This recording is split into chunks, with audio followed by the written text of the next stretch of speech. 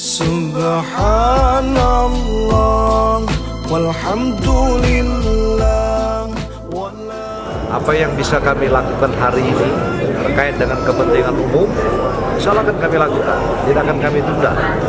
Terkecuali kalau kebutuhan masyarakat itu memerlukan anggaran yang cukup besar, nah inilah yang menjadi prioritas kita, baik kita anggarkan di perubahan atau anggaran tahun selanjutnya. Jadi terakhir sekali lagi kami berpesan, kami mengajak utamanya pengurus Masjid Jami 340 ini, mari sama-sama kita untuk memotivasi masyarakat. Senang kita bagian yang bisa ramai, bisa bersilaturahim.